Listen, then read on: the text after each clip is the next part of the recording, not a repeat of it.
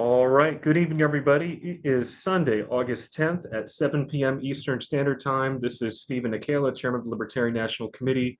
We're going to go ahead and call this special meeting to order. Mr. McMahon, whenever you're ready for roll call. Okay, Mr. Bowler, Present. Mr. Bost, Present. Mr. Chatterton, Mr. Chatterton, Mr. Wiley, Present. Mr. Dar, Vice Chair Dar, Here. Mr. Dassing, Mr. Dassing, Mr. Bracco, Mr. Bracco, Mr. Ford, Mr. Ford, Mr. Weir, Mr. Weir,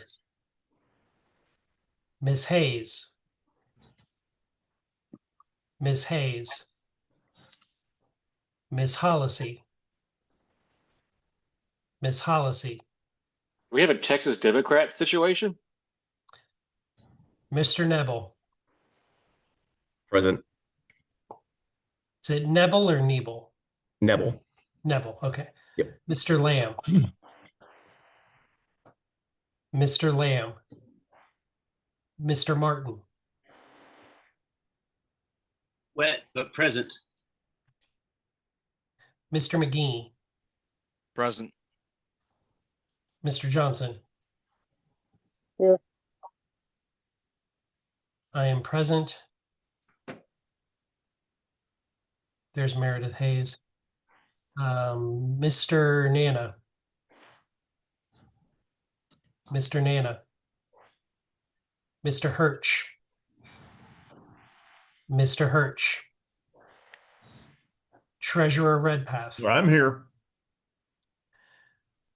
Mr. Thompson. I'm here.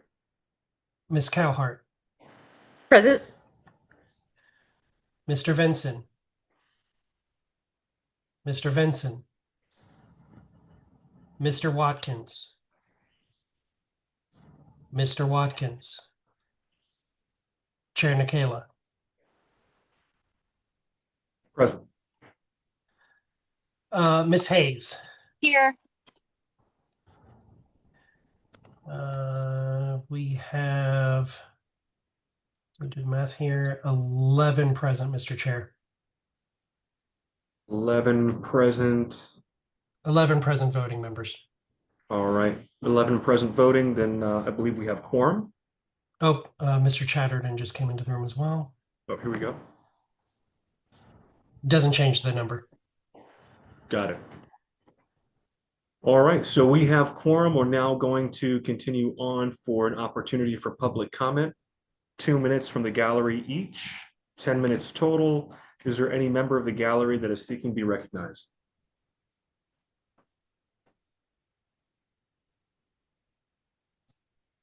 Mr. Bargainquast, you're recognized. Hey guys, Tyler Barnquist here from Louisiana. I just want to reiterate, I think that we should have open comments on these kind of interactions and going forward, especially live meetings in person. That's all I wanted to say. Thank you, Chair. Appreciate it. Thank you, sir. Is there anyone else seeking to be recognized for public comment at this time?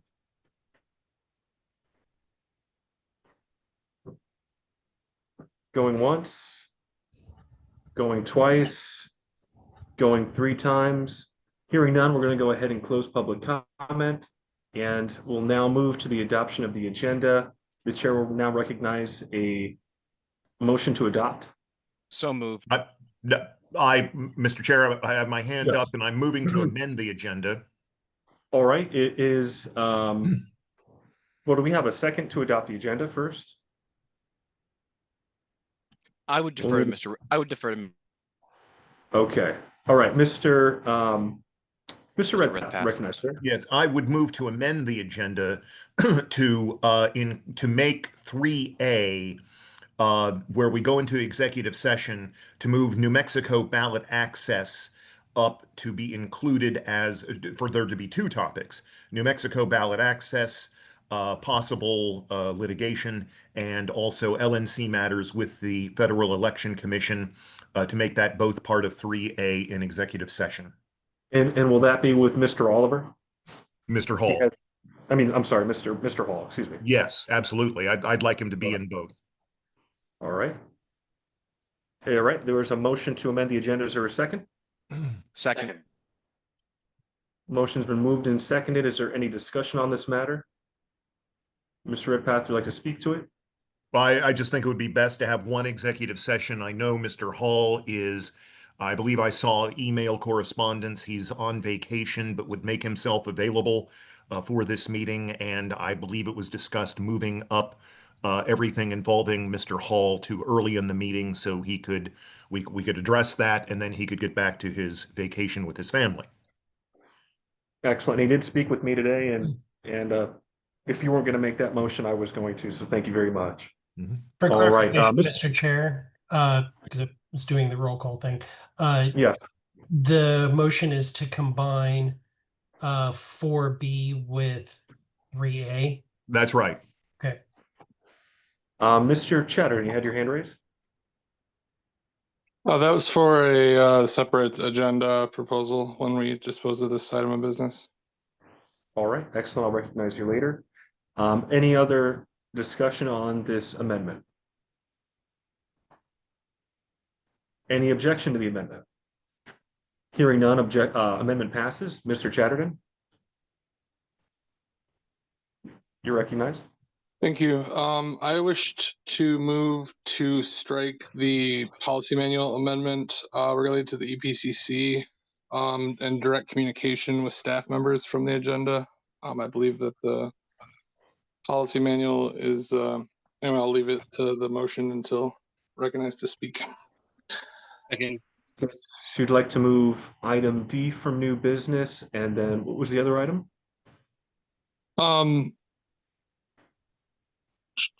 I'm sorry, it would be item C under unfinished business. I was moving to strike. Oh, I see. The motion to add language to PM.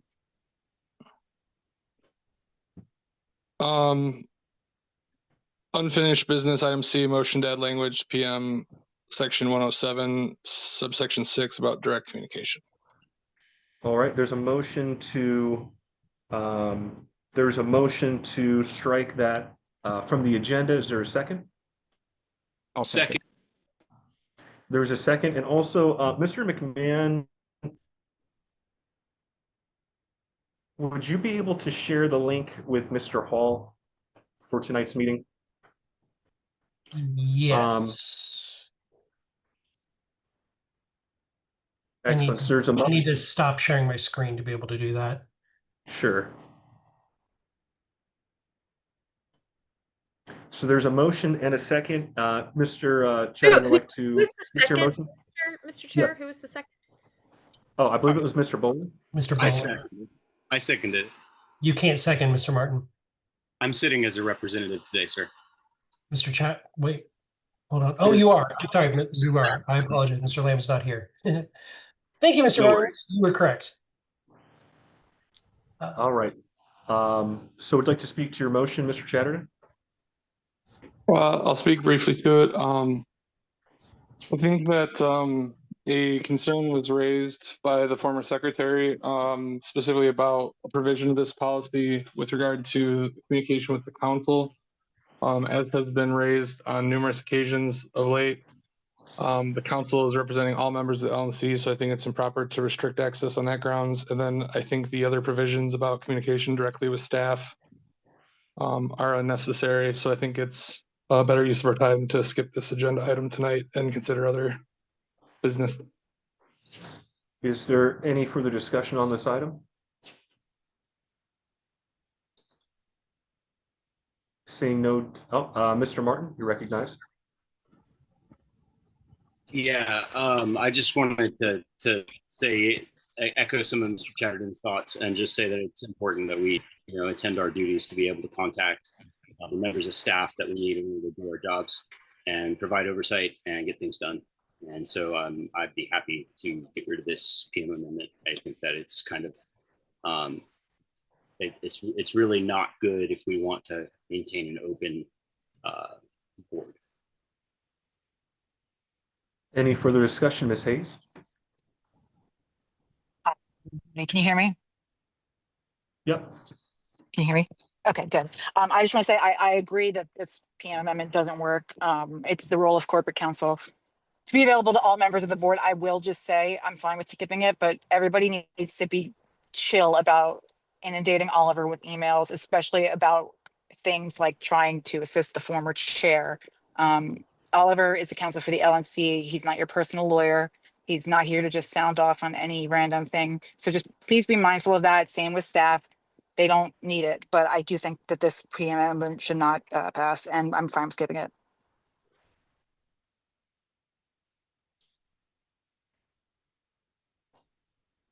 All right, seeing no further discussion, we can move on to a vote. Is there any objection, first off, to striking this item from the agenda? Hearing no objection, the motion passes, or the amendment passes. We're now back onto, well, we're back onto the agenda. We never had a motion to adopt the agenda. So moved. So, I move to adopt the agenda as amended. okay, there's a motion to adopt as amended. Is there a second? Second. All right, is there any discussion on the agenda? Hearing no discussion, is there any objection to the agenda? Hearing no objection, agenda passes. So we will move on to unfinished business, item A, which has been combined with item B and standing items to address matters with the FEC in executive session, as well as New Mexico ballot access and FEC. So if Mr. Hall joins us, we will address what we can in open session. It does look like Mr. Hall is here. So Mr. Hall, you have the floor. Yeah, we're in open session currently. If there's anything you'd like to address now, and then we can move into executive session when ready. Hi, everybody. You've caught me in vacation mode. Hope that's all right. You're still better dressed than I am. But I do have some updates, and I'll just go through them briefly and then be happy to take any questions or comments that anybody may have. First, I know everybody is interested in the derivative lawsuit that's pending, Vest v. McCardle. In that lawsuit, our counsel, Ackerman LLP, has filed a motion to dismiss. The gist of the motion is that there's essentially nothing left to litigate in this case. The relief that Beth Vest is seeking is that Angela McCardle be removed as chair of the LNC and that she no longer be permitted to serve as an officer of the LNC or the Libertarian Party in any capacity. That has already happened, except for a measure prohibiting her from serving as an officer in any capacity. And we don't think that that actually can be effectuated. I mean, if the delegates re-elect her, then the LNC, I don't think, has any power to prevent that. But apart from that, essentially, the relief that Beth Vest is seeking has already occurred. And so we have filed a motion to dismiss, making that argument, and that the court should dismiss the lawsuit because there's nothing left to litigate. So that's the status of that lawsuit. If there are no questions on that or comments, then I'll move to the next topic. Okay, then moving on to the next item, which is probably everybody on the LNC is aware that Karen Ann Harlos has filed a complaint with the Federal Election Commission against the LNC and against Team Kennedy and a couple of other individuals associated with the Team Kennedy campaign. And I believe Angela McCardle may also be named as a respondent. And just so we're clear, Mr. Oliver, we're still in open session. I just want to remind you if there's anything in executive that we need to move into. Okay. Then I will just say that the complaint has been filed. We were just served with the complaint a day or two ago. I've reviewed it briefly. I've already spoken with the LNC in an executive session about the issues that it covered. And so I'm not going to comment any further in open session about it. Do we want to cover New Mexico as well? Oh, Ms. Moving Hayes, you on. have your Yeah. hand raised? I would like to hear more about that complaint in executive session, please. If he wants to do New Mexico first in open session and then we can move after, that's fine with me too. I move that we move into executive session immediately. Second. All right, there's a motion and a second. Is there any objection to moving into executive session at this time? All right, hearing no objection, we will proceed. Mr. Secretary, if you know how to do breakout rooms. Kind of. Whoops. Mr. Chairman, I'm Right. sorry to interrupt, but you should be appointing somebody to kind of watch the room out here. Let's see. Who would like to play a game of keeping our guests entertained until we get back?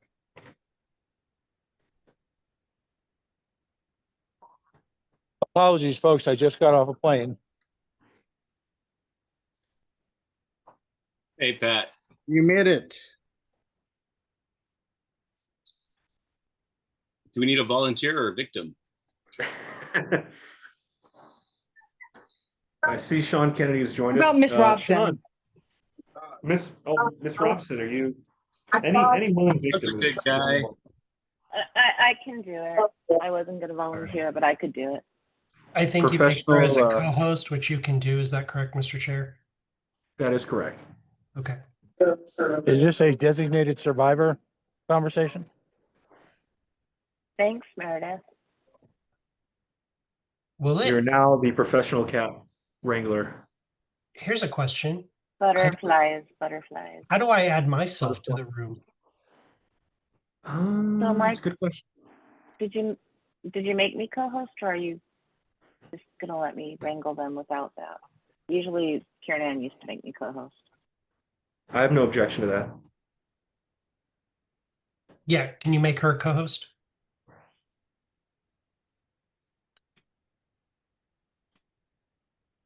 I am just boomering my way through this. Give me 1 second. Security.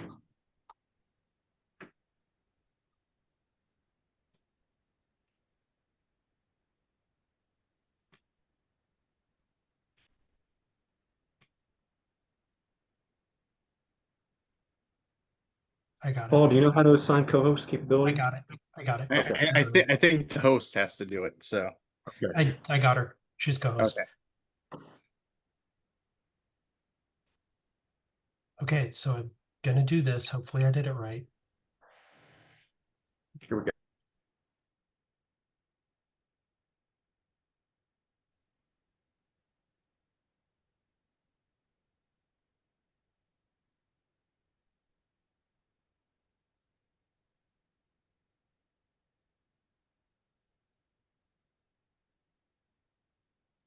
You're still here, Mr. Secretary.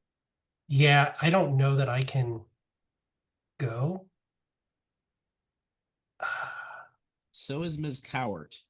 I just sent her thing, but I don't see how I can add myself to the room. I think if you look at the breakout rooms, you should be able to. I'm looking at it. I mean, because I can see it now that I'm co-host. Can you see my name in there and then add me? I'm gonna try. It is, I don't see you. Okay, that's weird. I don't see you in the list. Oh wait. Since you're Libertarian, you're not you. No, I still don't see you in the list. Yeah, I don't see me either. Maybe if I Yeah. make you host, if I transfer host to you, and then you can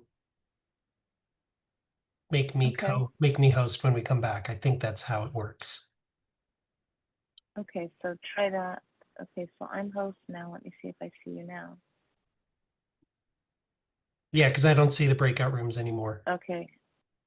Okay, so assign to, Yep, I got it. okay. All right, and assuming we've all made it through the wormhole, Mr. McMahon, whenever you're ready to restart the recording. A point of order, Mr. Chair, just make sure that Mr. Ford understands that the agenda was amended so that, Yes. okay, so that's being done. Okay, never mind. I retract my point of order. Point of personal privilege. Point of personal privilege, Mr. Boss. Yes, I would like to apologize to the committee for the delay. That's quite all right. No need to apologize. Mr. Ford, are you good with it for now so that I can do some other things in the meeting? Can I stop sharing my screen for a moment, sir? Yeah, absolutely. I'm all set. Pat, do you want me to send you a copy of the agenda? No, my only concern, Mr. Chair, is I have a flight that I thought was going to be fine. And I do want this meeting to never end, but if there's any possibility we could speed up the convention oversight report, it'll be public, it'll be brief. I'll waive any confidentiality I have and do a direct to email with a couple numbers that I want to send the board. But I would love the opportunity to talk sometime within the next 45 minutes. Just as a point of certainly. information, Mr. Chair, the meeting was being recorded the entire time. Oh.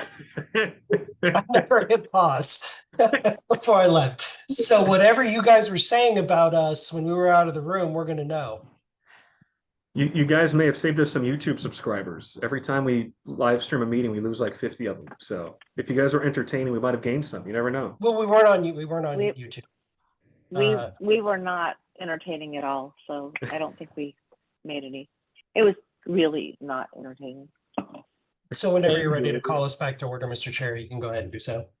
All right, it is Sunday, August 8th, or excuse me, August 10th at 8:31 p.m. I'm calling this meeting back to order. We have risen from executive session and we are now on to item B under unfinished business without previous notice, the audit committee report and update by Mr. Bowen. Mr. Bowen, are you joining us? I am here. Can everybody hear me okay? One Loud and clear, sir. clarification, Mr. Chair, it is with notice. Oh, it is with notice. Without Excuse me. previous notice, it's postponed from previous meeting, which would mean that it had Thank you. notice. I apologize. All right, Okay. Mr. Bowen, you have the floor. Thank you, Mr. Chair. I hope you can hear me okay. I'm having some internet issues earlier this evening, probably thunderstorms in southern Florida, which I know Mr. Chair knows about very well. I'll be brief. The audit is completed. We did actually submit a amended audit report. That report, along with the amended supplemental audit committee report, should be in the OneNote for everyone to view.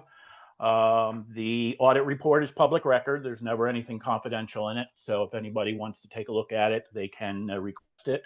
I don't think we posted on the website, but it can always be requested from the executive director or the LNC secretary, I believe. And it is good to go. My colleague and friend, Doug Nebel, was on the committee with me, as was Kathy Yanuskevich before she resigned earlier this month, I guess it was.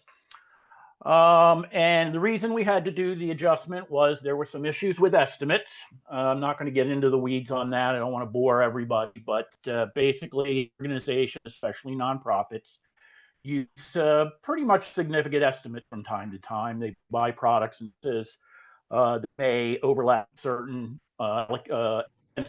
allocations, likewise salaries and consulting services. People aren't keeping track of every single minute of exactly what they do. That's usually a big portion of the estimates, and so they have to be booked and they have to be estimated for a report that's in the audit report, which you can take a look at if you take a look at the report. Something called a functional allocation of expenses, and basically that report is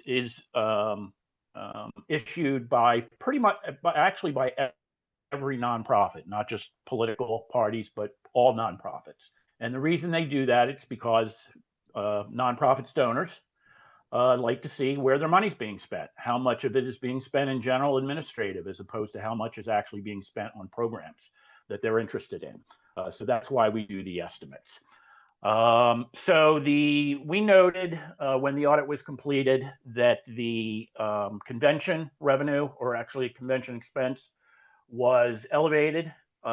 We looked further into it. We noted that the estimate that was used was about 30% of those unallocated expenses. We considered that high. And so we had Hannah, our executive director, take a look at it. And I don't think she's on the call tonight. I do want to thank her because she did a great job of actually finding a way to actually, for this period and for future periods, actually find a good way to allocate and those estimates into the different buckets. The buckets we use, just so you know what we allocate to, is we allocate to campaign candidates, communications, membership, convention and events, ballot access, affiliate support. Those are the programs. Then we also have to do some general administrative, which is management in general, and fundraising and acquisition. So Hannah found a way to a formula that we believe works. The audit committee is happy with it. I know the officers, the chair and the vice chair, had a chance to review it. They were happy with it, and the audit committee is okay with it too. So we are at a situation where the audit is complete, and we'll move on to next year when the time comes. I do have one thing I want to mention. I want to note there are some people on this committee, and there are some outside forces that basically accuse this audit committee of using the estimates as a personal vendetta against our former chair. And I want to go on record and say that that is absolutely not true. In fact, it's not even possible, because the audit committee has no way to actually set those estimates. Those estimates are set by the staff. So I just want to categorically deny that we were using those estimates for any personal vendetta against the former chair. It's just untrue. It's uninformed, and it just didn't happen that way. So I just want to make that point. Lastly, I do want to mention that and congratulate my friend and colleague Doug Nebel for becoming a member of the LNC. And because he is now a member of the LNC, he is considered the LNC member on the audit committee. I am a member of the audit committee, non-LNC member, and there is one vacant position that needs to be filled as a non-LNC member. It is not urgent. You know, our work is done here for the year unless the board decides they want to have us do something else, agreed upon procedure or special project. But our work is done here now until the first quarter of next year, when we rehire an auditor and start the process over again. So with that, I'll take questions and or yield my time. Thank you very much, Mr. Bowen and the audit committee, for your report. I'll go with Mr. McMahon and then Mr. Martin. I just wanted to say, Mr. Bowen, that the report was not included in the OneNote because I didn't know if it was confidential. But I will add it to the OneNote, and I will also, Mr. Chair, send it to the board, forwarded to the public list as well, so that yes, that's fine, Evan. That's usually what we do. In prior years, we've done the same thing. We've just posted it on the public list. There's nothing confidential there. Okay. And it's there. And but again, over the course of the year, some people may not have that email list, or they lose it, or they delete emails. So you may get requests from time to time for copies, and it is okay. There are no reasons not to send copies of that report to anyone. Thank you, Mr. Bowen. Thank you. Mr. Martin.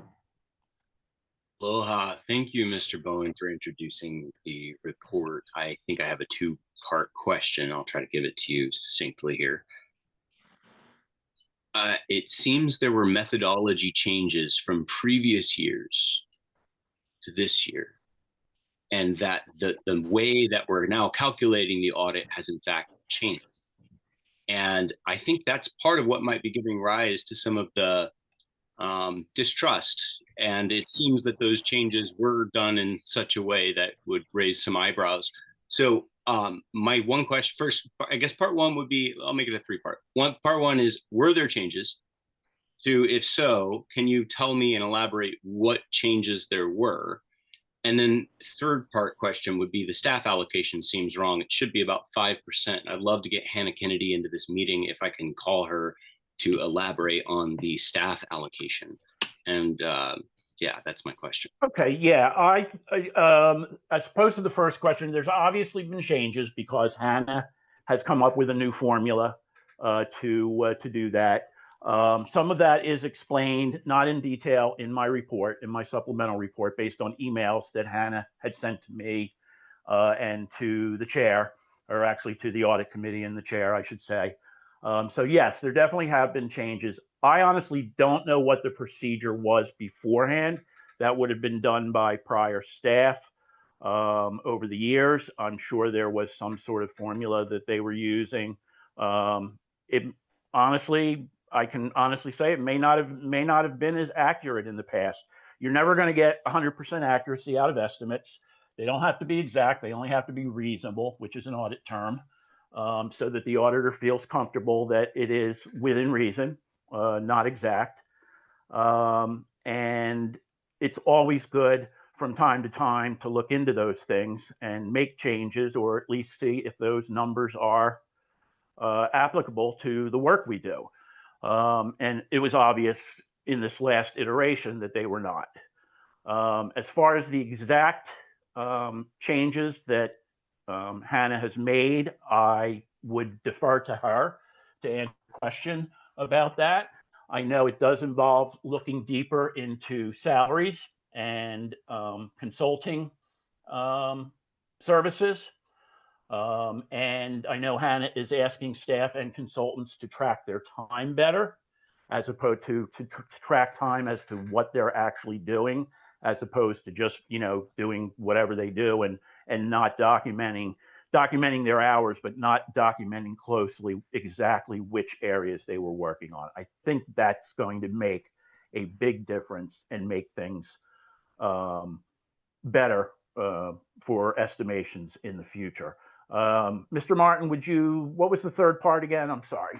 The third part is about staff allocations. They seem not correct. I think it's 5% is what it should be. And I was going to ask if we could get Hannah Kennedy to weigh in on some of those changes, and I'd love to get her take on this. I think that's really kind of an important question. I would object to calling her now because it's about her bedtime, and she doesn't like. I would hate to have her work after hours to come on an LNC meeting. But Mr. Martin, if you'd like to email her and CC the board, you're more than welcome to do so.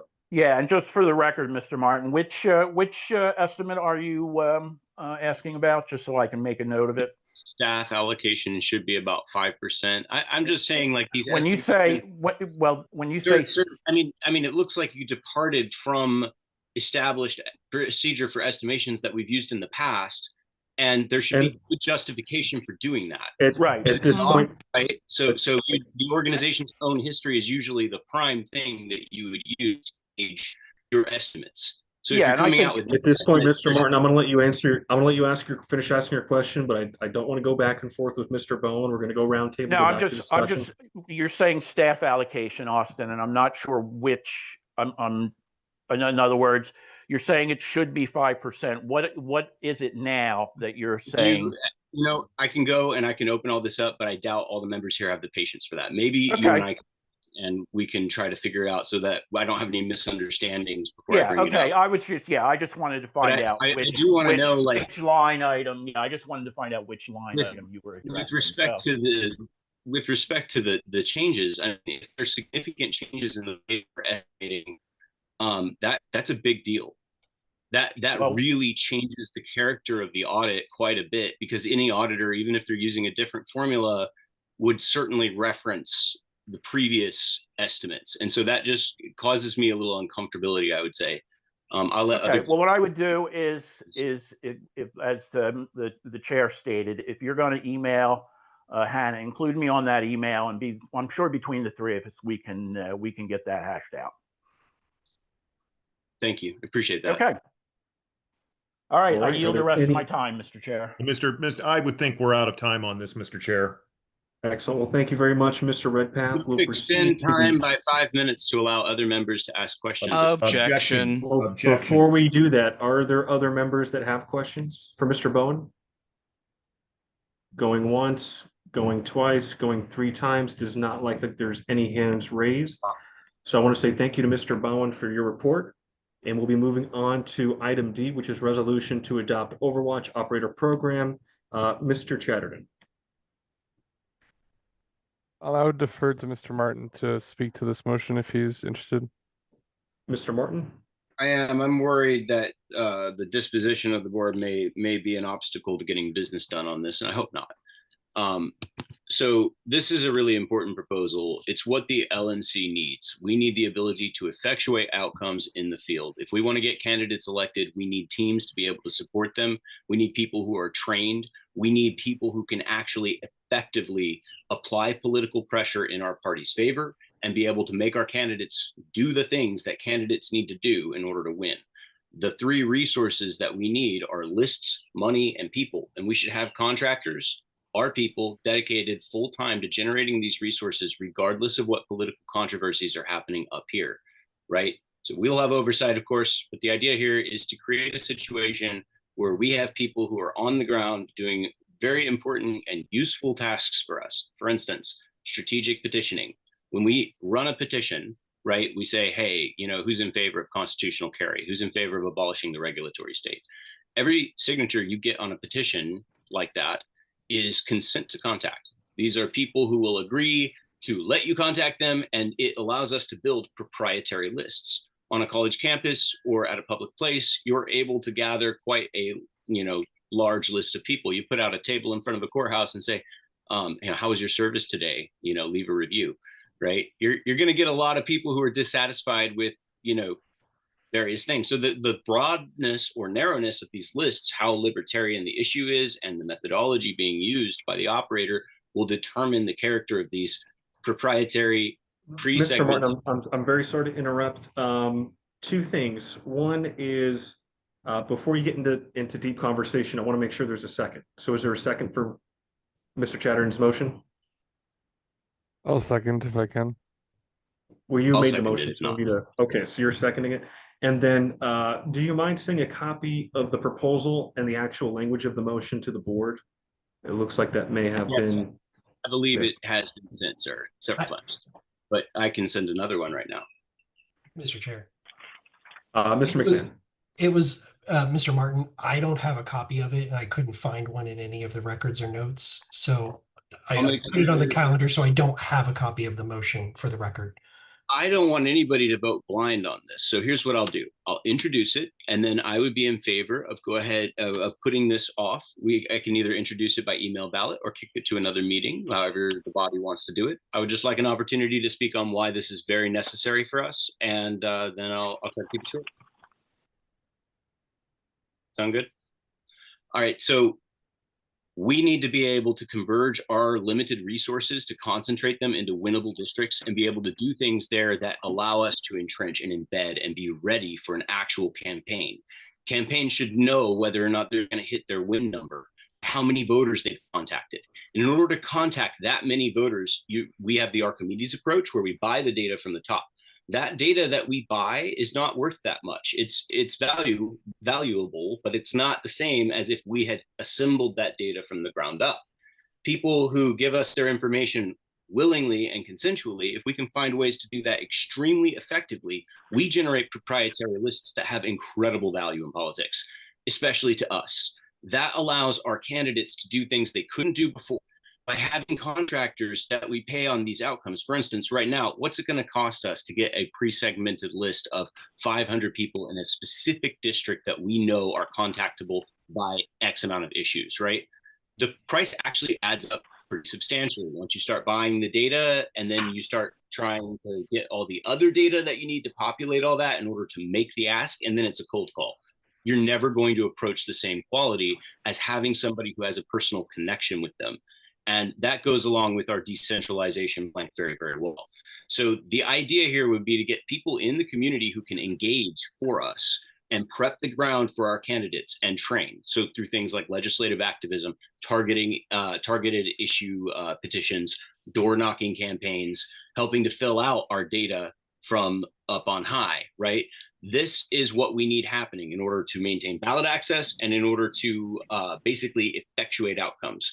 So I'm going to make sure everybody has a copy of this petition, or I'm sorry, this resolution, and has the opportunity to review it before we move forward on it. I'd be happy to answer any questions about this.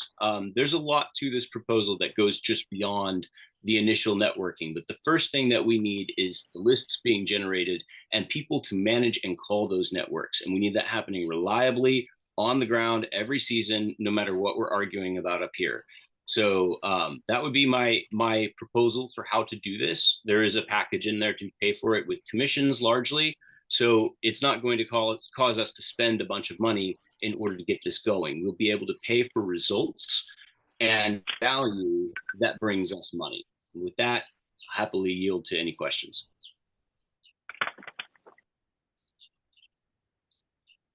Ms. Hayes, and then Mr. Bowler, and then Mr. McGee. Ms. Hayes. Hello, hi, Mr. Martin. I know I owed you a phone call. I've just been so busy. So I apologize that this is something I should have talked to you about before probably. But what does this need to get off the ground in terms of seed money? Do you have an estimate? It's a great question. So it depends on how quickly you want the program to actually develop. If we gave it $0 and ran it on commissions, right, we would probably have to set the commission fairly high to make sure that that's worthwhile incentive to do the fundraising and make the calls and actually get out there and do it. And that would be the slowest method because we wouldn't be able to offer some awesome talent, a base pay contract. A better way to do it would be to find somebody who's extremely well qualified and who already kind of has the kinds of training necessary to operate this program in a given area and start contracting them with a modest base pay plus good commissions. We can do this pretty cheap and make it self-funding if we do it right. Does that answer your question? For a dollar amount, if I had to say like, hey, let's start this as cheap as we can, but still giving a good value for contracts, no more than $5,000 a month should be kind of really even less than that to start. It would take a couple months to get to where we could justify spending $5,000 a month because we've got to train people. So there is a couple months lead time, and during that time, we'll be training people to get the commissions. So my hope was to kind of winnow down that group of who's giving us proven results and then offer them a better deal in the future as we're getting more money in from this. Okay, I know you you personally have done some of this stuff in Hawaii and had some success with it. Do you have a general idea about how much interest there would be for this type of program with Earning Count Commission? And do you have any idea, like, is this something that you sort of have set up in the background and just need it to go ahead? Or is this something that we're all sort of needing to build together? That's a really good question. So the model itself is pretty hands-off. The idea is we're making operators that can go out into the field and do these things, right? So we're going to be paying them for the results, and they're going to be working with the state parties and basically making sure stuff happens for our state affiliates in the field. We're going to be looking from a national level at where those assets are most useful, and that's where the interlay with the LNC comes from.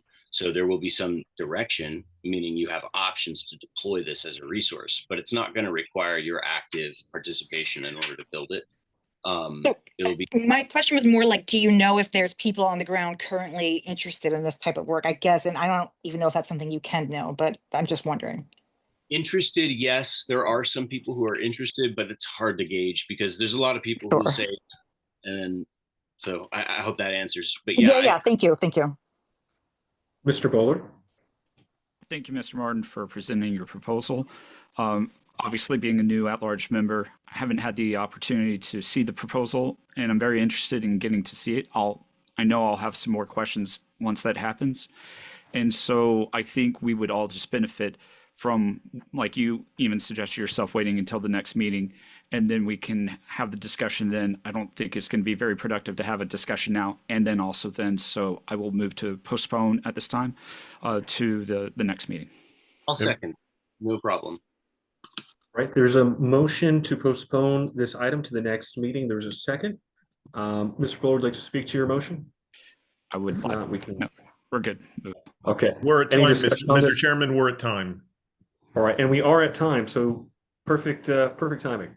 That means we'll proceed directly to a vote on the Buller motion. Unless there's a motion to extend time, there will be no discussion. So all in favor of postponing to the next meeting, raise your hand.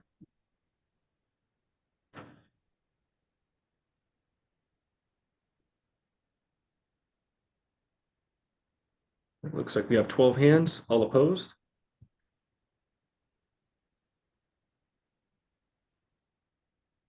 None opposed, so it is unanimous. We'll be postponing to the next meeting. Next up is the Convention Oversight Committee report / update. Mr. Ford, you have 15 minutes. Go ahead, sir. And that's If we don't miss the all I've flight.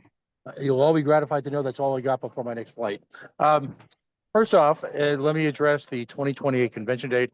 Mr. Dar and I have agreed to table tonight's motion, subject to the board, of course. We've had a number of events, a lot of phone calls, and we've gotten responses from folks. I would ask if folks, affiliate chairs have any issues with a move up of the 2028 convention date to a February meeting, that they would contact us within the next week or so. It's time to move on. We've had one state, which I won't go into right now, that has a serious logistical and legal issues involved. Other states are working their way through it to find a way around it, but we're looking to come to a conclusion on this. With regard to the 2024 convention, I'm thrilled to note that the LNC2026.com website is up and running. The functionality that's enabled so far is that all 4 hotel rooms are up and you can make reservations on them immediately.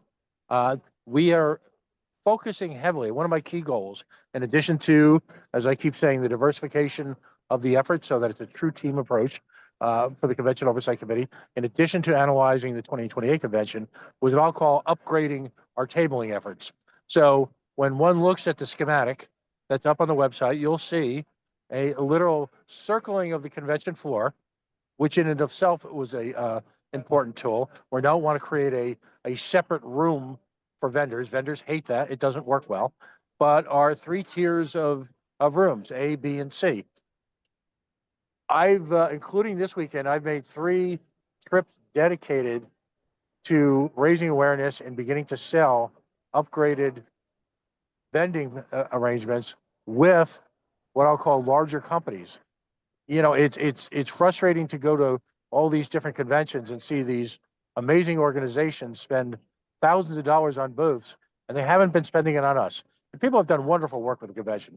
It's just that it's time for us to try and begin to grow our revenue base from the convention. So when you're looking at a $2,295 cost for what is considered an A table, that not only includes a premier spot, it includes data sharing with vendors and customers who want to be logged in. Anyone who's gone to the convention or trade show recently realizes that one just scans a tag. It's voluntary. They're not going to get our mailing list unless there's consent from the attendee. Is very important for the metrics of people spending this kind of money. Electricity, for example, is included in the A-tier booth. It's not in the B and C. The B and C booths, by the way, are still great locations. The B is at the right-hand ring, if you will, and directly accessible for the convention floor. The C booth, which are quote-unquote value booths, are right outside all the facilities for our breakout sessions. So folks looking for a solution to vend and to demonstrate at our convention will be given a number of choices that they can use to fit their budget. So we've got about a total of 85 spaces. When you go to the site now, you'll see something called the crypto corner. Right now, that space is blacked out. I'm in conversations with 2 different groups about sponsoring a live space compatible crypto corner where you'll have 4 or 5 crypto companies in one area, and also a hardwired direct connect to the internet, if you will, mini stage where people will be able to hold X spaces, live streams, all of that. So we're making a direct appeal. I experimented this weekend with talking to potential sponsors at the Ron Paul event because they had tabling there. And so we're making a direct appeal to crypto. By the way, no pride of ownership of any of these ideas. If you want to call me and go over any of these, I'm happy to. Also enabled, obviously, are in addition to the hotel rooms. Excuse me, I'm just in a tricky spot. But so we got the main 2 areas right now. Now, next stage up, we're tackling packages. We expect that to have up in the coming weeks, and that'll be consistent with last year's timeframe of getting packages up during September. Actively engaged in recruiting speakers now. It's interesting, the passage of the summertime now, people are realize they're proximate to it. I was able to meet with 2 sitting members of Congress this weekend to talk about different overlap. One of them, Congressman Amash, who seems to be very excited about participating. So it's time for folks to start getting excited about the convention. A couple of things we're going to try and do briefly to begin to market this. In 2 weeks, we've technically landed on a Fridays. For anyone knows, a few years back, we used to do a candidates corner every Friday night. It was very successful. Kind of ran its course after about 3 years.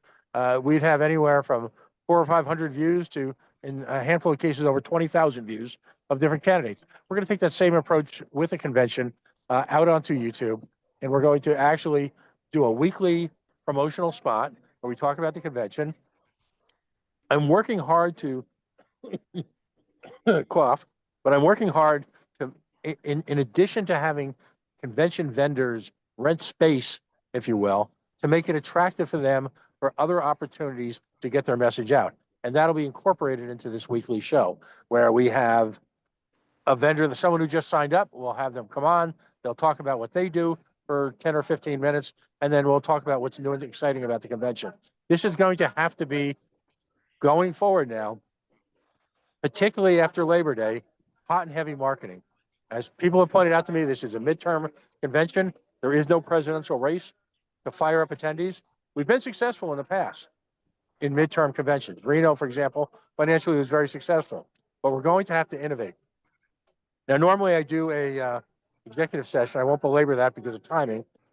What we're going to be sending to the chair every week, the chair and the vice chair, and as a result, everyone on the committee will have access to it, is a confidential revenue report, which will feature growing in sophistication, but revenue in 3 or 4 areas. They'll see year to date and week to date, how many tables we sold, how many rooms we sold at the 4 hotels, and any other sources of income that are arriving, as well as the developments, any speakers. So the key is to have ongoing transparency so that, and I love how they have to explain the same thing about bins 100 times. Anyhow, we're going to be doing weekly financial reports through the convention starting this week. And we've got the basic format already. We have received revenue. We've had 2 folks graciously, one of them is on this meeting, buy our grand suites. So both of our grand suites are sold out already. And we've got people who have already bought the tabling. In addition, people have reserved rooms. So I just want to make an announcement. We're going to do Brian is out for the next couple of days, but we're going to do a social media blast as well. That'll kick off the convention season, the convention marketing season. But we just want to stress to folks, now's a great time to make your rooms. Now's a great time to look at your business plans and see if it's something you want to do.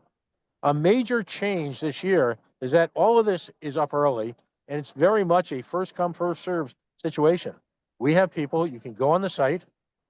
We'd hope to have it set up so that you could click on the icon.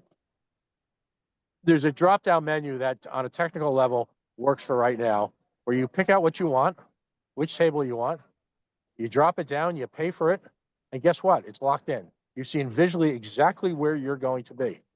And I'm already getting calls from folks who've caught wind of this, and it's motivating people to make their plans now. One of our challenges in the past has been vending tables right up to the last minute.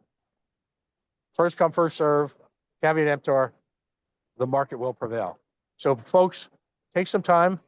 Everyone in the world's got my cell phone number. If you have questions or concerns, we've gone over this. A huge thank you, as always, to the staff. Matt Hudson and Iris, and of course, our amazing executive director have spent a lot of time on this, focusing on this, and we will continue to continually upgrade the website. But we need your suggestions, and quite frankly, if you find a glitch or something that we haven't found, despite going over this over and over and over again, please just let us know right away, and we'll be all over it. I yield the floor to any questions, and thank you, Mr. Chair, for your patience with my background noise here. Not a problem. Thank you very much, Mr. Ford and the committee for all your hard work. Mr. Dar and then Mr. Boss. Mr. Dar. Thank you, Mr. Ford. I just wanted to highlight, you already said it there, though, that you've already, without this website even being 100% sold out or sent out and all that, you've already sold those suites there and those tables there. So it's already off to a great start. Thank you for the work there. Thank you, sir. Mr. Boss. Yes, I hope this is brief. I reserved, I got my confirmation email. I didn't hear you mention the Hilton Honors app, but should my reservation be appearing there if I use my reservation number? This might be useful to the other members. I'll run that by them again. I'm not sure what you mean. I've made my reservation, but it's not appearing in the app. Would I expect it to at this point? Let me double check that offline. I'm thinking out loud here. Pat, I think I can answer that. Yeah, go ahead, buddy. I think, Travis, you can actually, because I'm a Hilton Honors member too. If it's not on your app, you can actually call the hotel front desk directly, and they will add your Hilton Honors number to the reservation. Yeah, I wasn't aware of what app you meant. Yeah, like for example, I reserved very early on, just as a test case, and it appears in my app. So please call Hilton Honors and double check that. You may want to just and let me know, because I'm constantly field testing the response. Additional note, by the way, if folks are reserving more than 10 rooms, and we've had some organizations already buy blocks, there's a process for that that's independent of the normal online reservation. This hotel organization has been very, very helpful in terms of finding ways for us to really minimize what I call the bookkeeping side of it. But when you're reserving more than 10 rooms in a block, you do need to reach out to us, and we'll set up a call with the hotel directly, who has a separate process. For purpose of the board, there is a website that we can monitor hotel sales, but those hotel sales do not include anybody doing a block reservation. So I have to kind of morph together a report on that. Again, folks, it's time for us to make a decision on 28. If you're hearing this for the first time, we've made a lot of phone calls to people. We had a great event twice now in the last few weeks where national leadership got on and talked about Archimedes, talked about the convention. We'll continue to do that. Just get back to us on this issue, because it's decision time. Anyone else have any?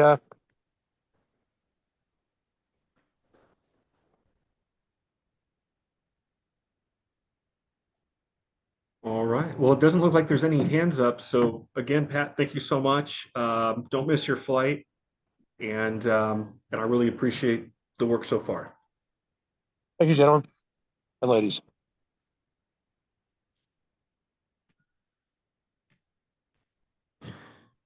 All right. So next up is, let's see here. We're skipping over B, legal matters. We've already addressed that. And we'll move on to new business with previous notice. A motion to file candidate support committee vacancy by Mr. Dar. Mr. Dar, you have the floor. Thank you, Mr. Chair. I understand that there is a vacancy for an LNC member on the candidate support committee. When talking to you and the chair of the candidate support committee, I understand that you've already appointed the non-LNC position vacancies that were on there under the direction of the current acting chair of the candidate support committee. So that the remaining vacancy needs to be filled. And I've reached out to a few people, had only one interest so far, but I don't know who all here would be interested, but I'd like to open up nominations at this time to appoint somebody to the Candidate Support Committee. All right, we'll go ahead and open nominations. Anybody who would like to make a nomination, please raise your hand to be recognized. Mr. Dar? I nominate Mr. Greg Hirsch.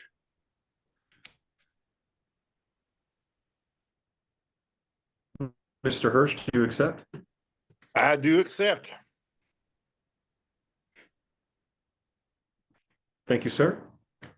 Are there any further nominations? I move the nominations be closed. Point of order. Motion to close This nominations. is a motion to, I'm sorry, this is a motion to fill a vacancy, correct, Mr. Chair? Correct. We're Appoint- currently in nominations. Okay, and so is it an election or is it a motion to fill an appointment with a specific person? We'll be making a, how many seats are open, Mr. Dar? It's just one. So if there was, So- I was willing to hold it as an election if there was more than one nominee present. I was not trying to shove anyone through and did not want to give the appearance of that. So Thank you. May I suggest, just so there's no notice issues that could come up on this, maybe we should open a nomination period for next meeting, because I thought this was just a motion to basically fill this with an appointment, and it's nice that we have nominations, but this is also like kind of really quick, and now nominations are closing, and nobody really got a chance to. Mr. Chair, I retract my motion to close nominations, and I would like to nominate Mr. Watkins. Mr. Watkins, do you accept the nomination? Is Mr. Watkins here? Mr. Watkins is not present, Mr. Chair. So he is not present, so he cannot accept his nomination. I can ask. Mr. McMahon, you're recognized. Yeah, if you want to try to get him on quickly.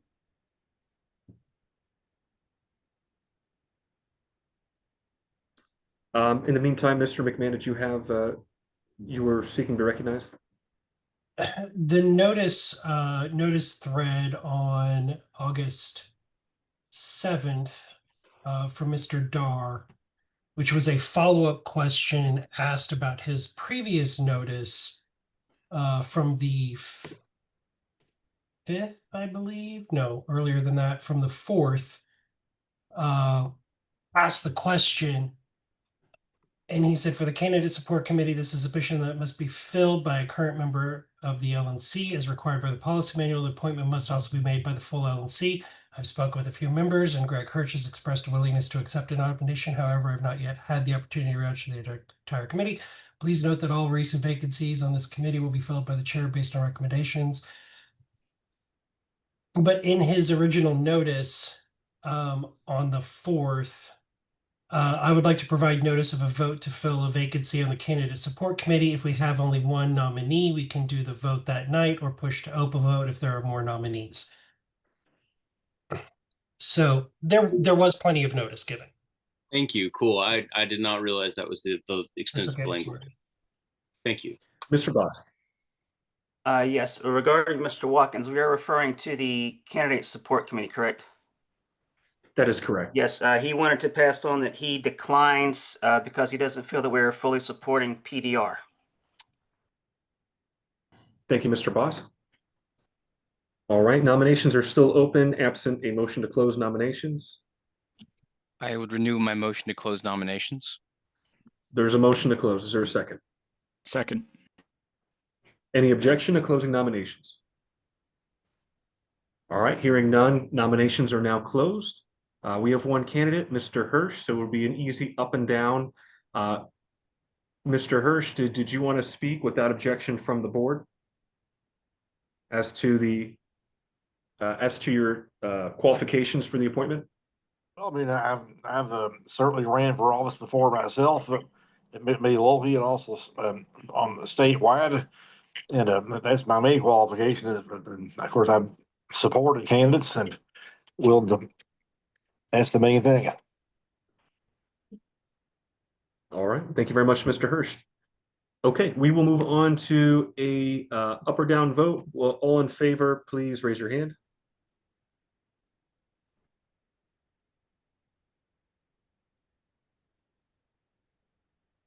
My hand's raised, Looks like- sorry, I was late.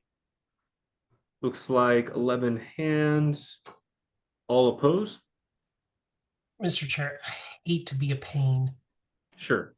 I Do do we need to do think, roll call? I do think it needs to be I a roll think you're call because right. it needs No, to be a you're correct. recorded vote. I You're was absolutely actually in the process of setting up the ballot for the roll call, but I think it needs to be a recorded vote because it's an election.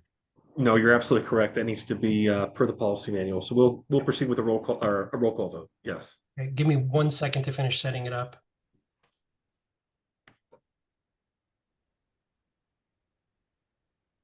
Sorry about my error with the notice earlier. You're totally right about that. I just looked at it.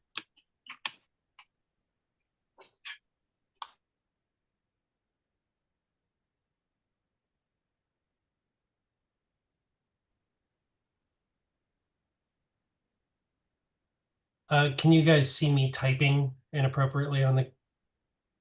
Yes, we can. Yeah.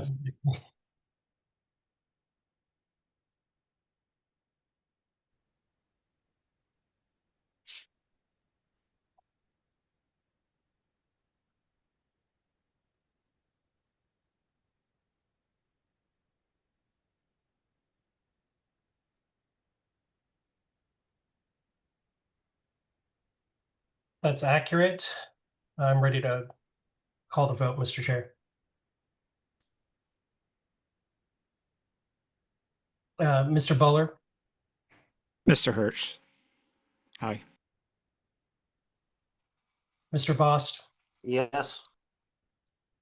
Mr. Chatterton,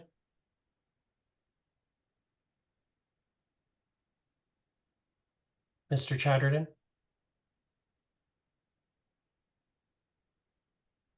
so Mr. Chatterton,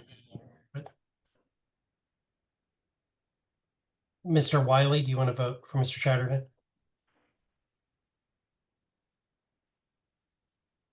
Okay, Vice Chair Dar,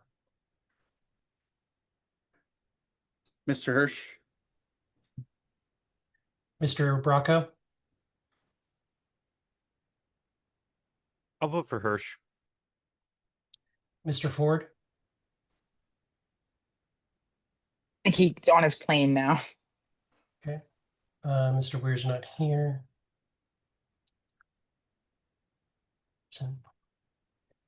Ms. Hayes, Mr. Hirsch. Mr. Nebel, Mr. Hirsch. Mr. Martin, I'm in favor of Mr. Hirsch.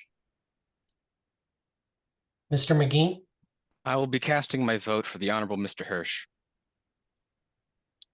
I will also vote for Mr. Hirsch.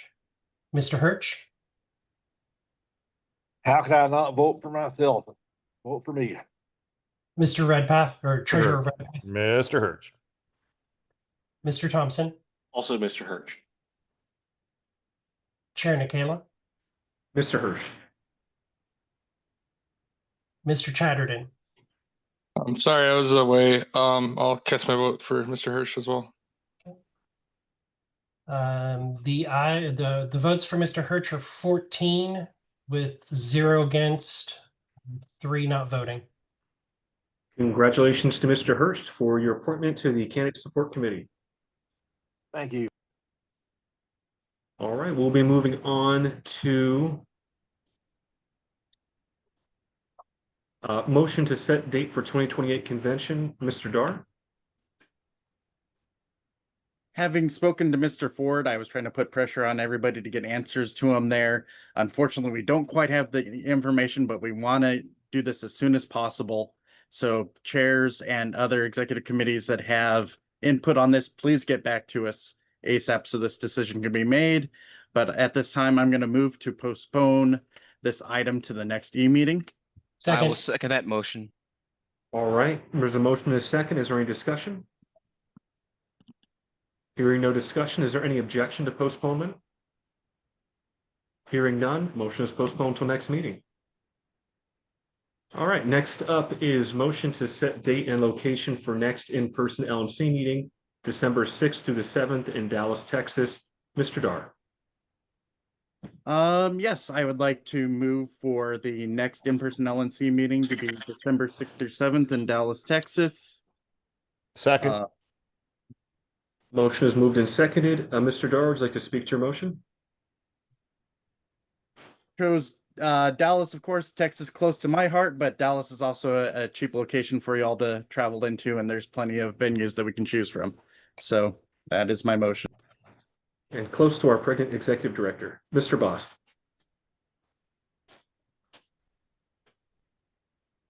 Mr. Bost, you're muted.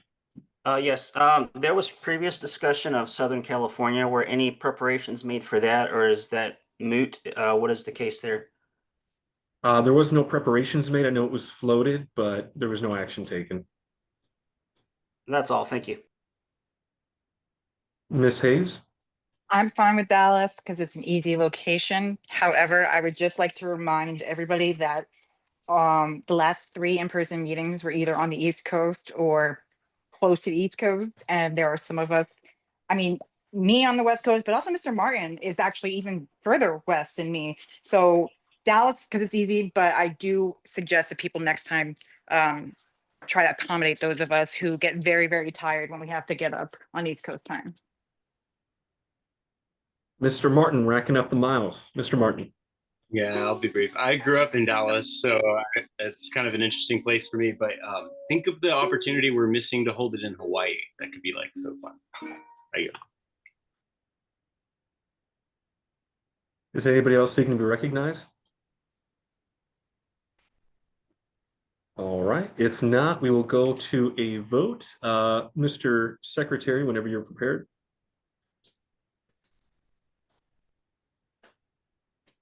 Is there an objection to this? Yeah, actually, it's a good question. Is there any objection to holding it in Texas? Hearing none. objection. Point of personal without privilege. Point of personal Point of privilege. personal Is it 1 hour ahead of California, Paul, or 2? No, it's central. Gosh darn it. All right. Yeah. I didn't put it in El Paso, which would have moved it to mountain time for you. Because my state has 2 time zones. Yeah. So what I'm hearing is without objection is what I'm hearing. Yes, sorry. Yeah, being at the California State Convention, it really made me appreciate being in the Eastern time zone because waking up was great, but being out late at night really sucked. Mr. Chair. I can only imagine Hawaii. Yes, Mr. McMahon. Question I have, is there a threshold for when funds are going to be spent that something is a roll call vote? It passed without objection. So technically, okay, it was unanimous. So I would just put it down as a unanimous vote. If there was a single objection or an abstention, I would have encouraged a. Well, not unanimous, but without objection. With correct, without objection, which. Because those aren't the same things. That is true. Because I object internally over having to go to Texas. Yes. It's an easy flight to me, but if we ever do it in Hawaii, my wife and I actually want to come. Not to hang out at meetings though, definitely to enjoy the beauty. All right. Next up, Mr. Dar, I'm going to pass you the gavel because it is my motion to amend the policy manual to move EPCC from 5 to 3 members. That is the motion. Is there a second? Second. I'll speak to my motion very briefly. When the decision to go to 5 was made, afterwards I got to speak with Debbie Mason on a few things. She recommended keeping it to a small committee. And now that those 2 positions are vacant, I'd like to return it to 3. So my motion is to return it to 3 as before. Second. All right. The motion has been made and seconded. Is anyone wishing to be recognized to speak to it? I'm not seeing any. Is there any? Well, since this is a policy manual, this will need to be a roll call vote. Yes. Okay. Not seeing anyone wishing to be recognized. That's I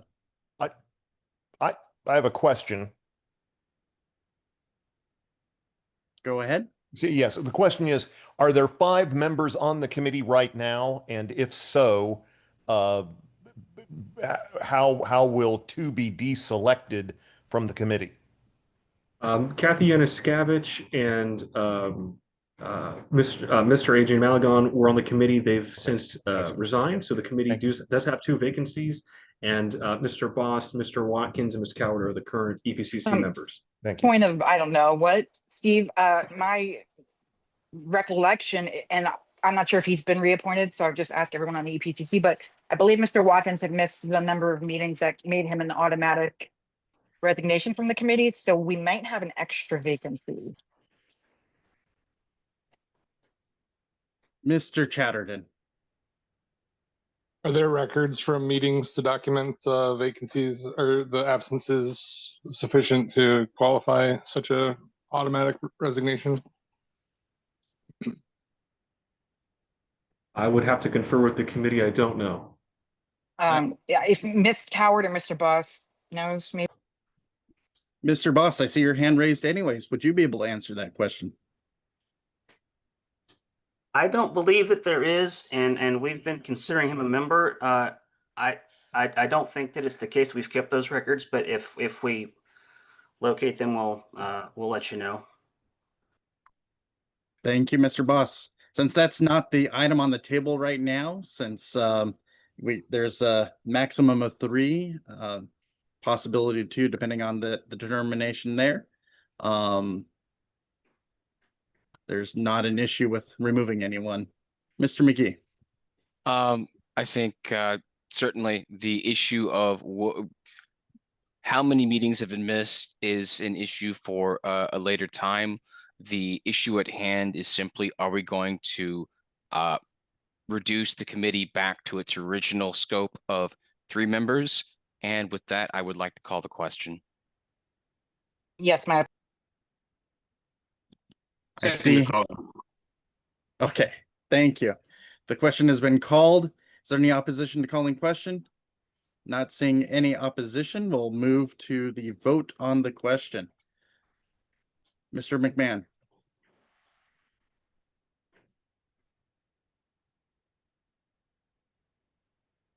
Mr. Bowler. Aye. Mr. Bost. Yes. Mr. Chatterton. Yes. Mr. Dar. Yes. Mr. Bracco. Yes. Mr. Ford. Sorry, I'm going to change him to not here. Sorry.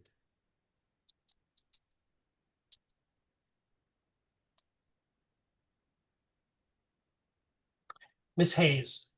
Yes. Mr. Neville. Yes. Mr. Martin. Yes, I'm in favor. Mr. McGee. Yes. Secretary votes yes. Mr. Hirsch. Yes. Treasurer Redpath. Yes. Mr. Thompson. Yes. Mr. Nicola. Chair Nicola. Yes. The votes are 13, or I'm sorry, Mr. Dar, you passed. I passed. Normally I'd abstain, but since it's already unanimous, I'll vote yes. Mr. Chair, the votes are 14 yeas, 0 no, 0 pass, 0 abstentions. Motion passes. Thank you. Handing back over the gavel then. Well, actually, not so fast, Mr. Dar. Yeah, Looks like I'm point up of to the order. plate. Yeah, point of order. Actually, What's the point of order, Mr. McGee? you need to keep the gavel. All right. I will keep the gavel then. Next item of business. Okay. I see, because Mr. Nikhil is making the next motion. Motion to appoint Jesse Cowart to FSC. Chair Nikhil. I have an point of inquiry here. And that is, who is on the FSC right now besides me? Currently, nobody. Okay, that's what I thought. There's 2 vacancies. That's what I thought. Thank you. I move to appoint Ms. Cowart to the FSC. I think she's going to do an amazing job. She has high financial aptitude, and I trust her to serve on that committee. Second.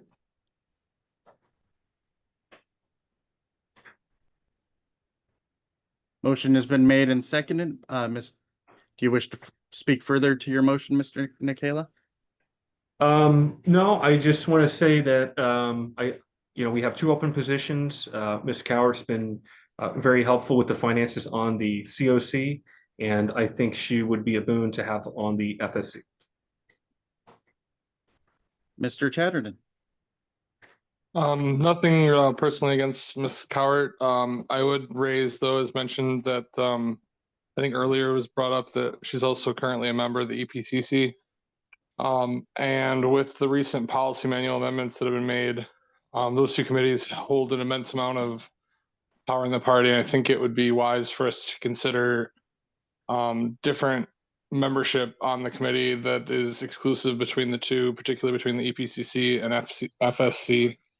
So I think it would be wise for us to leave this vacancy and consider further the role of the FSC and the people to fill those vacancies. Thank you, Mr. Chatterton. Mr. Martin? Yeah, I share some concerns about too much power. I think those committees were kind of consolidate a lot of power while some of our recently departed members were kind of running things. And I think having anybody overlapping on those committees effectively gives them the power of like a board member, doesn't it? Like that's pretty huge. She seems great. Don't get me wrong. Sorry, Jesse, nothing against you. But that is a lot of power to aggregate on people who aren't accountable to the electorate. Thank you, Mr. Burton. I previously saw the hand of Mr. Boss up. Was that an artifact or did it drop on accident? It's moot, or it's been covered. All right. Thank you very much, Mr. Boss. Mr. Thompson.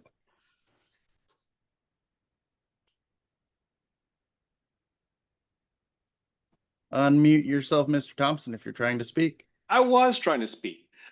Sorry. Move to amend the motion to include Mr. Neville as well. Amendment has been made. I'll second that. Okay. I hear a second.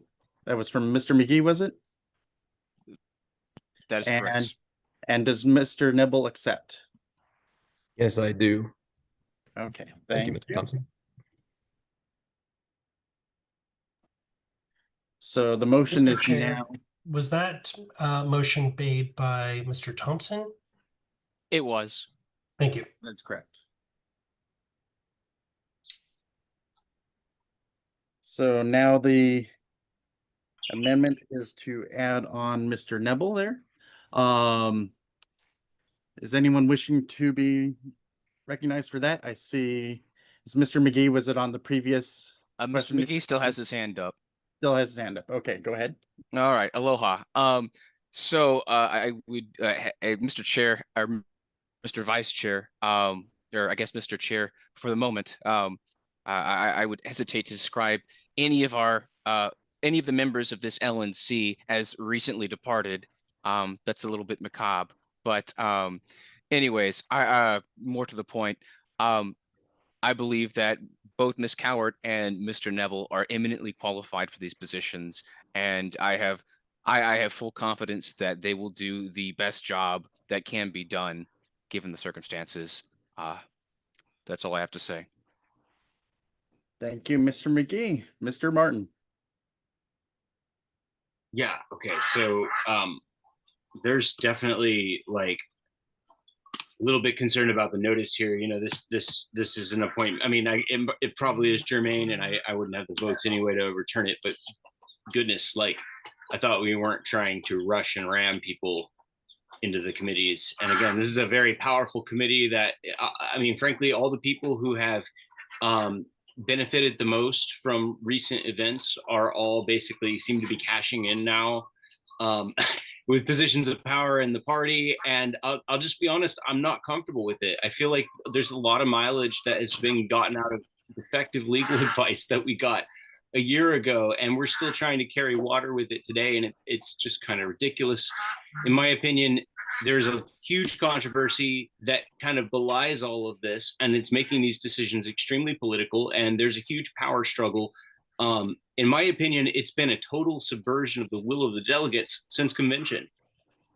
I mean, since convention, this has been a absolute political hit job. And we have the people who are the architects of this basically seizing the wheels of power in these small committees, and here on the LNC too. And I'm not seeing much evidence that this is a good, like, hey guys, let's work together and get the work done. I want to see like direction, and this is not it. And so I'm very frustrated with that. If we're going to do nominations and whatnot for one but not the other, it's pretty obvious what's going on here. Mr. Secretary. While I don't share the same reasonings as Mr. Martin, I also don't support this amendment. It's nothing against Mr. Nebel. It's more of, this is your first meeting on the LNC. This is an important committee. I think the rest of the committee should probably get to know you a little bit better. If I was being asked to serve in this position, I would probably decline, as this is only my second meeting. But I would feel very confident in that position, but would decline. I don't know that it's appropriate at this time. I think maybe we should hold off on filling that extra seat. But I do believe that it is this board's duty from convention to convention to fill vacancies and to put people on boards. And there was notice. I just disagree with this particular amendment to this particular motion. I do support the main motion, but I think let's give Mr. Nebel a little bit more time. So that I yield. Thank you. Thank you. Not seeing anyone further that wishes to be recognized for the amendment here. So we will vote on the amendment itself. I don't think the amendment needs to be a roll call. We can do that by a show of hands here. So if you can please use react button. For those in favor of the amendment, please raise your hands at this time.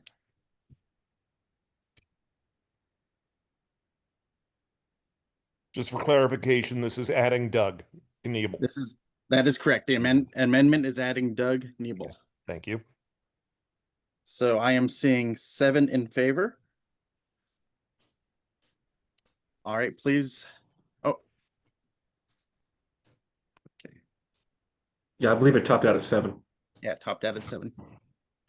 All right, please lower hands at this time. Those not in favor of the motion, please raise your hands at this time. Opposition. Gonna give it a moment. All right, I see 7 opposing.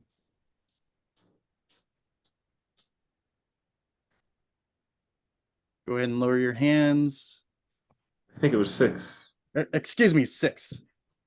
Thank you, Mr. Chair, for correcting my counting.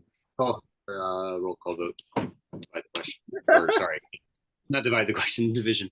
Right? That's what you call it. Division. He's calling for a roll call vote. He's calling for a roll call vote. So you wanted to go on the. All right, calling for a roll call. No, it's okay if everybody else is satisfied. No. Mr. Martin has a right to call for a roll call vote. It's in order. You have a right to. Is there any opposition to doing a roll call vote? Not hearing an opposition, we'll move to a roll call vote. Do it over as a roll call. Yes, I'm going to make the secretary work. Sorry. Can I inject now? Sorry, man. Okay, hold on.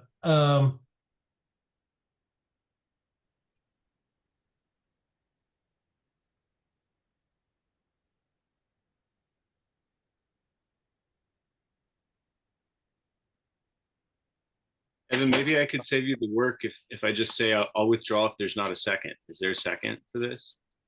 Mr. Martin, it's completely within order. It just is me taking a couple of seconds to type something out. I don't really have an issue with that. I was just kidding. I really don't mean to slow us down. Sorry about that. How dare you, sir? And the original motion was made by Mr. Thompson, correct? Or the motion to amend was made by Mr. Thompson. Yes, Correct. motion made. Also, I was a little hasty in taking my hand down. So when it went from 7 votes to 6 votes, that was just me in a hurry to put my hand back down. Sounds like this is in order. We will have a nice official count on the screen in a minute anyways.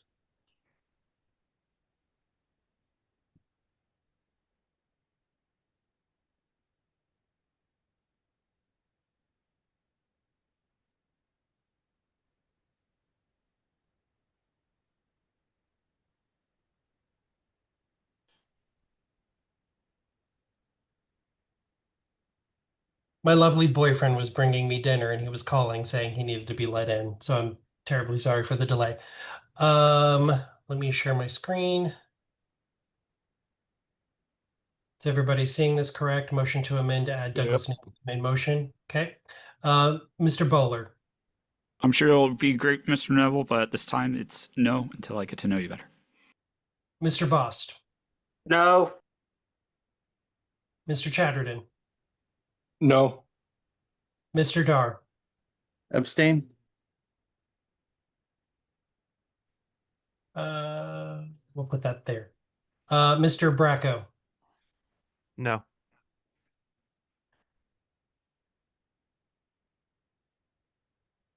Mr. Ford is not here.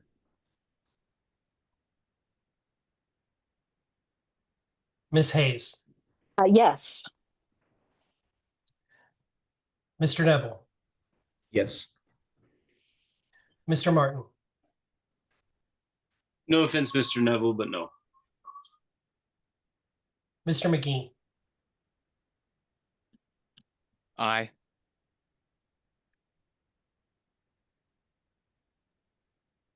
I'm going to vote no at this time. Mr. Hirsch. Yes. Mr. Redpath. Yes. Mr. Thompson. Yes.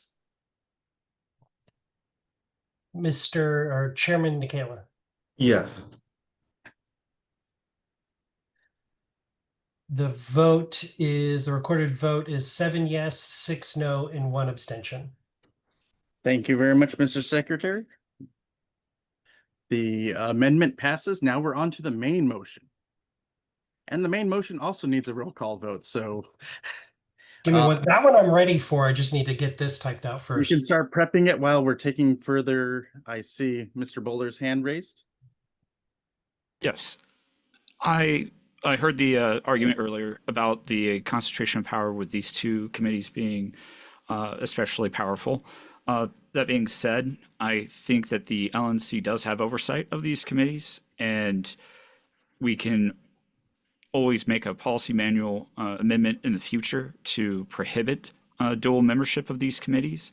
I think it's important at this time to fill these subcommittees when we can, and it seems that Ms. Cower is a good fit for this, so that's all I want to speak to. Thank you, Mr. Bowler. Mr. Thompson? We're at time for this item. All right, we're at time for this item. Then we'll move immediately to the vote. Mr. Secretary, probably trying to eat some food amidst the meeting. I think this is a conflict transaction. I don't think we should be doing this. I think it is an actual conflict for a member to serve on both committees, and I think that was Point of order. Is the member Please recognized? No, and please come to order. Thank you. All right, we are on to the vote. And I'm sharing my screen. Move to appoint Jesse Cowart and Douglas Nebel to Financial Services Committee. Mr. Buller, Aye. Mr. Bost. This is for both people? Yes. No. Mr. Chatterton, No. Vice Chair Dar, Pass. Mr. Bracco, Nay.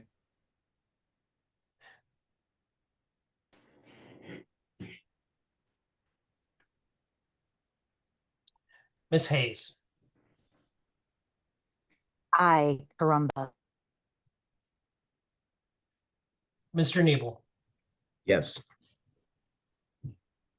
Mr. Martin, No. Mr. McGee, Aye. I vote yes. Mr. Hirsch, Yes. Treasurer Redpath, Yes. Mr. Thompson, Yes. Mr. Chair Nikela, I'll vote aye. Vice Chair Dar. I abstain. Okay. Mr. Chair, the vote is 9 yes, 4 noes, and 1 abstention. All right, the motion passes. All right. Well, thank you very much, Mr. Dar, for putting the reps in. Now we're going to turn the tables around, and I'm going to recognize you for a motion to fill second alternate vacancy on Bylaws and Rules Committee. You have the floor, sir. All right. So those that don't know, I'm the chair of the Bylaws and Rules Committee. We currently have a vacancy for second alternate. With the previous resignation, the rules in place pretty much just shifted everybody up as far as that goes. So this is vacancy for second alternate. And I've received 2 people that have had interest, and I would like to I would like to do this in an election format, kind of like I did before, since I have multiple people in this case. So I'd like to move to open nominations to fill this vacancy. Go ahead, sir. With your nominations. All right, I have 2 nominations to start out with. I have Marion Kaufman from Oregon. And then I also have Tyler Donkey from Wisconsin. Probably mispronouncing that once again, but Tyler and Marion. Thank you. Thank you. And thank you. Miriam, is Miriam here? Do you accept Ms. Kaufman? Mr. Kaufman. Oh, Mr. I'm sorry. I heard Marianne. Marion. And do you accept Mr. Kaufman? It's Miss and it's Marion, and yes, I do accept. I am an idiot. Now I am sorry. Now I'm more confused. Thank you. I had a whole email exchange and I didn't know. I assumed genders and was wrong. How dare you, sir? Yes. This is 2025. Yes. I'm so sorry. Point of information. I guess Are I'm we canceled filling? for that now. Oh, I'm sorry. Are we filling 1 or 2 spots? Sorry. It'll be for 1 spot. Okay. And Mr. Danke, do you accept? I do, yes. Thank you. And I assumed your gender. Mr. Boss, you're recognized.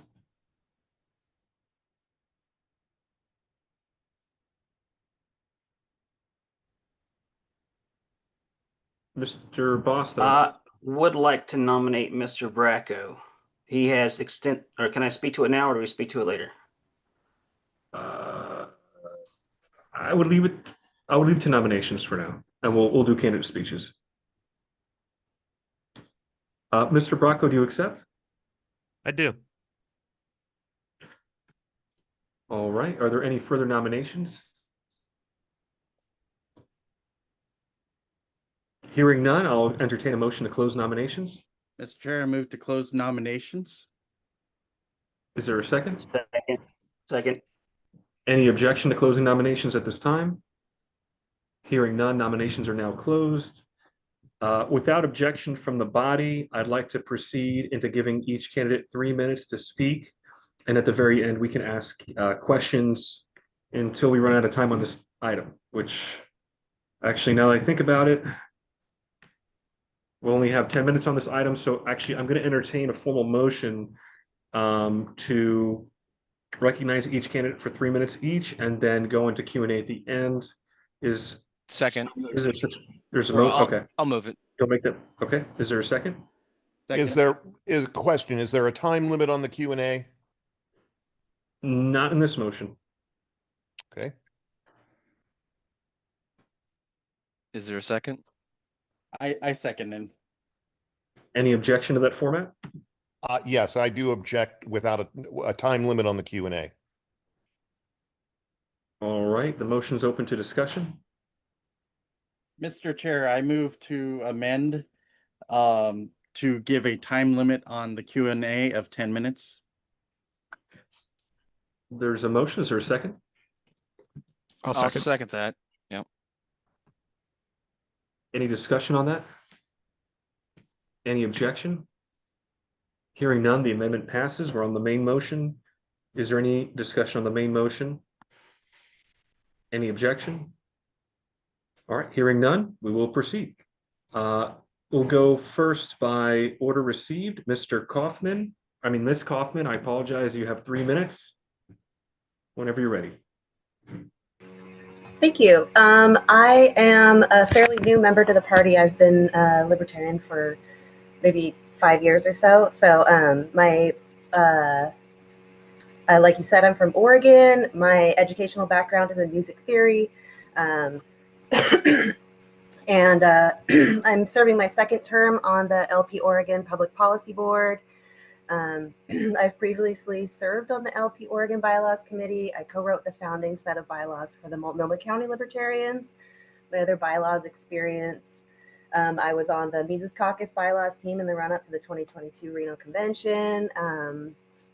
And I've written bylaws for my local county community planning organization, which is Oregon's mechanism for representation of unincorporated communities.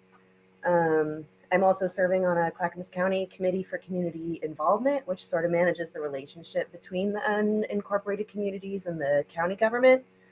And we discuss a lot of issues involving land use rules and county codes, things like that. And I'm also a member of the Sunrise Quarter Community Visioning Project leadership cohort, which is sort of helping to bring community voices into and private partnerships into a huge transportation project going on in my area. I'm also a notary public. I enjoy studying bylaws. I like discussing bylaws. I'm a nerd like that. I have particular interest in how they are compatible with operational limitations, because I know that my state is currently hamstrung in a big way by their bylaws. And I am a huge proponent of making rules understandable to your average member and people who aren't interested in bylaws, because that's really the only way they're going to be useful.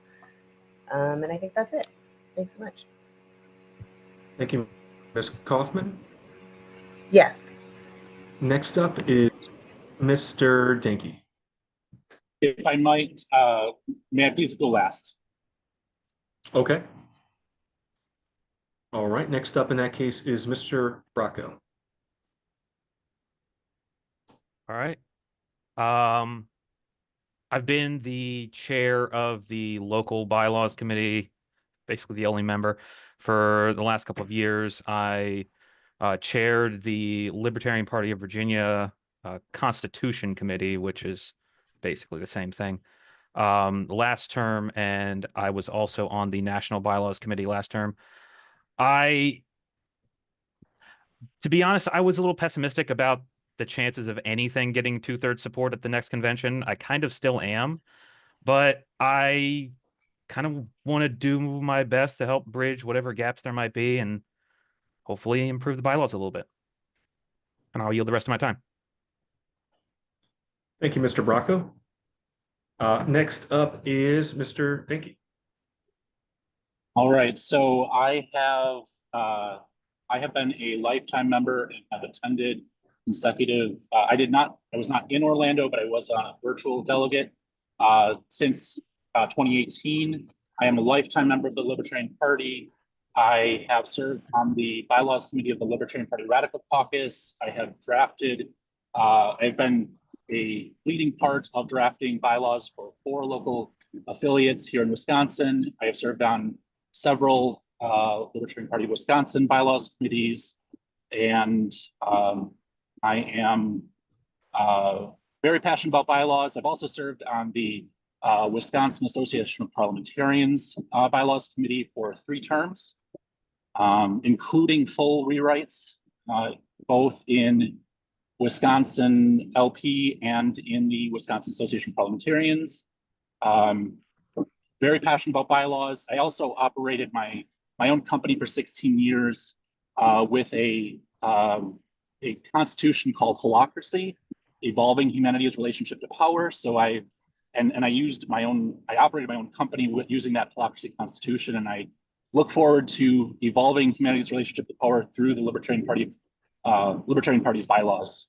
And that's what I have. All right. Thank you to each candidate for taking time to speak.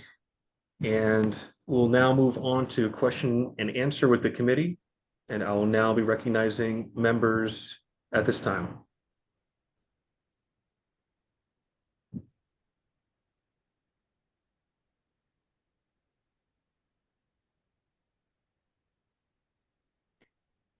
Ms. Hayes, then Mr. Martin. I'm the worst person with bylaws ever, so this might be a dumb question, but I figured I'll ask it to give you guys time to flex. Do any of you have a particular bylaw you're interested in either writing or seeing rewritten at the national level? And I'll give that to everybody. Let's see, we can go in order received. So Ms. Kaufman. That's an excellent question, and I'm not prepared to answer it. But I think I'll kind of harken back to what I said before, which is anything that causes simplification or removes a roadblock for getting business done is something I would be in favor of. Simplification is a great answer. Next, we'll hear from Mr. Danke. So again, also not fully prepared for that answer, but one that I hope to develop over the next decade of my involvement in the party would be sustaining members being able to vote on presidential nominations. That's the best I have for an answer for now. Thank you. Next, we'll hear from Mr. Bracco. Sure. So I had a couple of proposals that made it into the report last term, and I still want to support those, specifically the restructuring of the LNC to be, what was it? Forget the voting procedure, but it was all at large, and it was like representative, intention to be representative. Raising the membership dues to $50 a year. It's been like 2 decades at least since that was raised. And the last one was changing the delegate allocation formulas such that it would be entirely based on sustaining membership rather than a combination of sustaining membership and the presidential election, because ballot access laws suck and some states suck more than others. And I don't want to punish those states. For fairness, I will not be taking questions from the candidates at this time, only members of the board. So Mr. Martin, you're next. Aloha. Can I take 1 second? No worries. My question to the candidates would be, could you give me an example of the biggest bylaw problem that you've ever dealt with and how you dealt with it, if you have experience with that? Ms. Kaufman, will go to you. Yes, absolutely. It has not been dealt with, but I am currently dealing with it every time Oregon gets together for a state convention. Our membership requirement is for you to register as a libertarian in the state of Oregon. So, and then there is also a quorum requirement for our conventions, and we have not been able to hit quorum for the past couple of conventions. So that is quite a big problem. We'll now hear from Mr. Danke. So I have been intimately involved with the biggest pain point that I've recently dealt with was having the removal of a chair and also like should we have do we need to have a special convention already? That's been the biggest challenge that and also with the not just the removal of a chair, but also special conventions and just all of the politics regarding that. And how have I dealt with that? I served on the bylaws committee when the bylaws committee was the group that had to consider whether to remove a chair or not. And just all of the politics that goes with that. That's been my experience. Thank you. And Mr. Bracco? Sure. Apologies for that. Back in September of 2022, the former chair of the Libertarian Party of Virginia pretty much unilaterally declared it dissolved, which was a clear violation of the Constitution and the bylaws. So me and a couple of other folks organized a special convention or a general convention to petition the members to basically amend the Constitution, which is the superior document here in the LPVA. And I wrote all the proposals for that, and we ended up amending it successfully, got that chair voted out, and got back on a solid footing. Mr. Thompson? Yes. How long have you been a Libertarian Party member, and in what capacities have you served the party?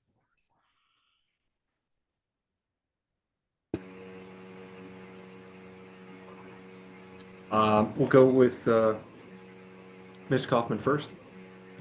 I think it was 2020 or 2021 when I first registered to vote as a Libertarian, and I became a lifetime member at the 2022 convention in Reno. I've served on the public policy board for my state affiliate.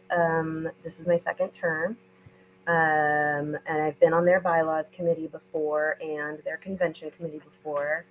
And I helped to organize the Multnomah County Libertarians. I no longer live in Multnomah County, so that's running along really well. I think that might be the extent of it.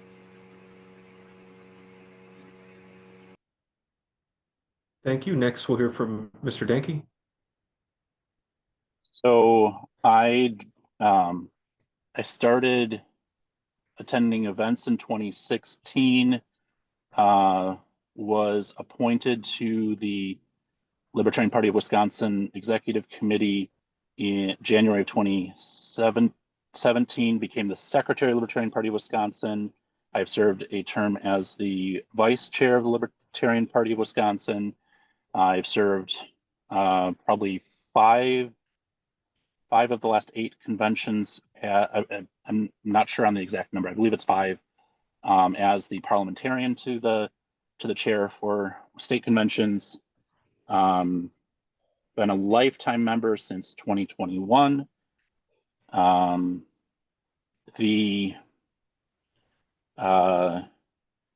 helped draft the bylaws for the Wapaka County Libertarians, the Fox Valley Libertarians, and the Central Wisconsin Libertarians, which at the time was called Libertarian Party of Portage County. And I am very active with the Central Badgerland Libertarians, the Foxville Libertarians, and the Wapak County Libertarians today. And I've also served on both the Bylaws Committee and Platform Committee during most of the years between 2017 and present. And yeah, that's what I have. I also served as teller in DC 2 years ago. Thank you, Mr. Danke, and we'll go to Mr. Bracco. So I believe I first paid dues in 2013, didn't become active until 2019. I've been a local treasurer for a term.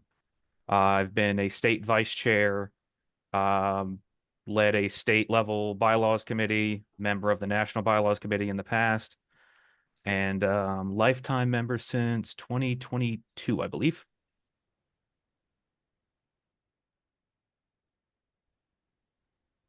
All right, and next we'll go to Mr. Chatterton. I had a question for Mr. Danke. You brought up the example about being on your bylaws committee and participating in removal of your state chair. Did that committee have the authority to permanently remove your state chair until the end of the term? The authority granted, the authority granted there was to temporarily suspend, and that is the action that we took. And as far as it going from there, that was not the past that. It was not the purview of the bylaws committee. It was the action taken by the bylaws committee was to temporarily suspend.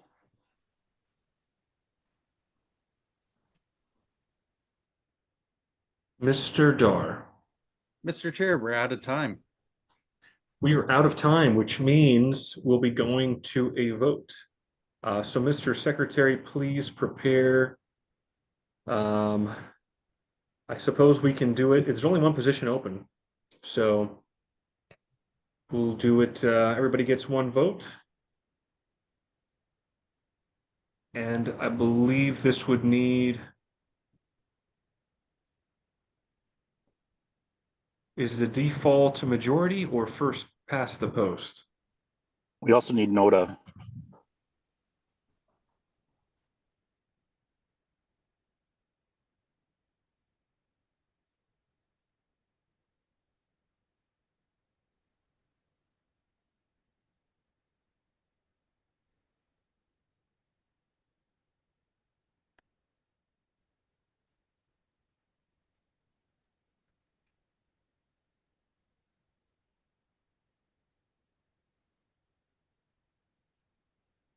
Yeah, so I believe majority is the default. So what we would do is if no candidate gets a majority, we would just knock off a candidate until one eventually does. And that's how we'll proceed under the default Ronner rules. I just realized I was talking to you with my mic off.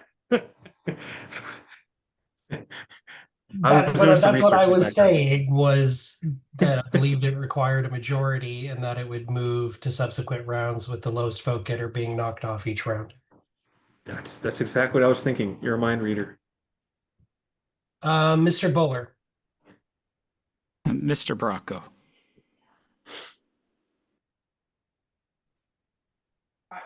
Mr. Bost. Bracco.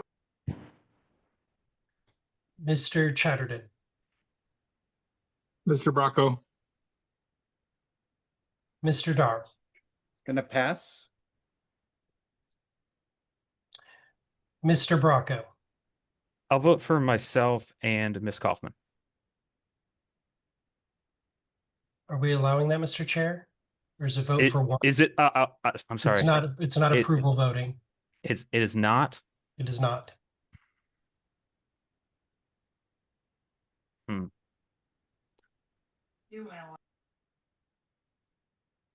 I'll vote for Ms. Kaufman then. Ms. Hayes. Because I love simplicity, I am voting for Miss. I'm sorry, you cut out too quickly, Ms. Hayes. Oh, Ms. Kaufman, Thank you. Mr. Nebel, Mr. Bracco. Mr. Martin, I'll pass for now. Mr. McGee, Mr. Bracco.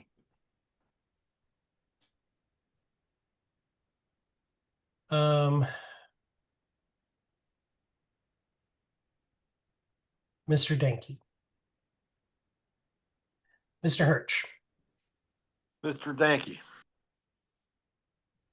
Treasurer Redpath, Danke. Mr. Thompson, Danky as well. Chair Nikela, I will abstain.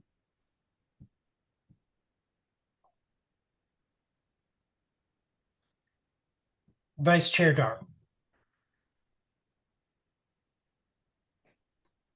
I will also abstain this round. Mr. Martin,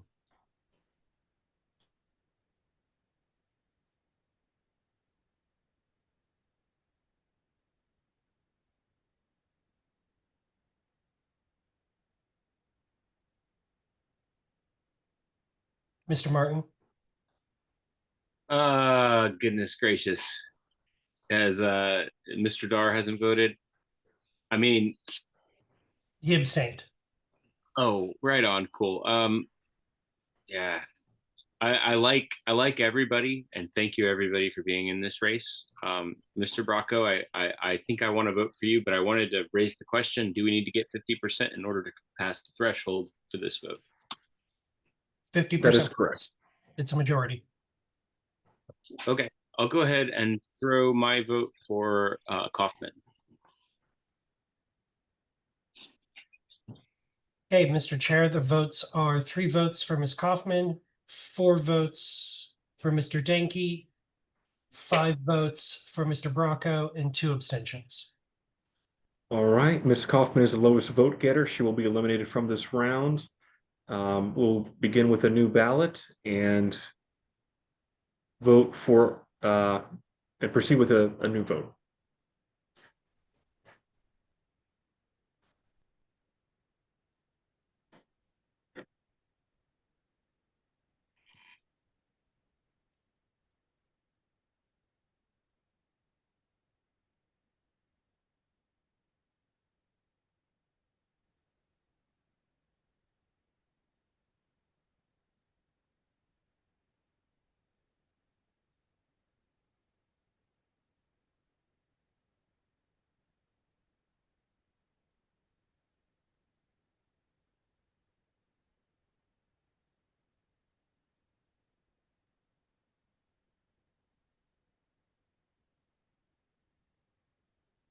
Okay. I think I'm ready. Mr. Bowler, Mr. Bracco. Mr. Bost, Mr. Bracco. Mr. Chatterton, Mr. Bracco. Vice Chair Dar, I'll pass. Mr. Bracco, I'll vote for myself.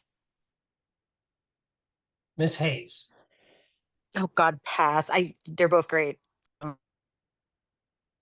Mr. Nebel, Mr. Bracco. Mr. Martin, Pass. Mr. McGee. Pass. I will vote for Mr. Denke. Mr. Hirsch, Mr. Danke. Treasurer Redpath, Danke. Mr. Thompson, Thank you.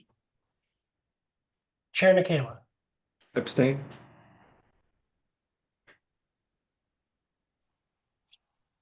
Vice Chair Dar. All right, I guess I'll have to vote on this one, Mr. Danke.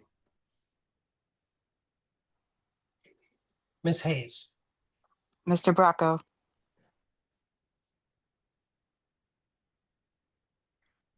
Mr. Martin, Mr. Bracco. Mr. McGee, Mr. Bracco,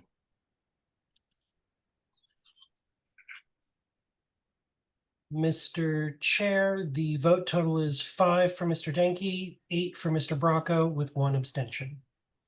Congratulations to Mr. Bracco for the appointment to the alternate, what is the second alternate bylaw position? Thank you very much for your service, and thank you to all candidates for stepping up. All right, next up on the agenda is announcements. 10 minutes. Is there anybody who would like to be recognized to make an announcement? Going once, going twice, going 3 times. If not, the chair will now, Mr. Martin, was that an announcement? Mr. Chatterton as well. I'm sorry? I Mr. also have one Chatterton. as well. He can go first. Would it be appropriate to request an update for my conflicts of interest that I am no longer the chair of the Mayor Party of Michigan? Sure. Can you please send the secretary in writing, Mr. Chatterton? Yeah, certainly. Mr. Martin? Yes, I would like to announce that I love you all very much, and I'm excited for the next meeting. Thank you, Mr. Martin. And lovely weather over there in Hawaii. It's very rainy and dark here on the East Coast. Mr. It was Boss. rainy and Hey, what is what's on the agenda after this? Anything? Adjournment. Okay. No further comments. All right. I move to adjourn. Motion to adjourn is. Second. Any objection to adjournment? Hearing none, I'm going to call this meeting to a close at 10:15 Eastern Time. Have a great night, everybody. Thank you. Good night. Night. Have a good night, everybody. we can keep going. Round 2.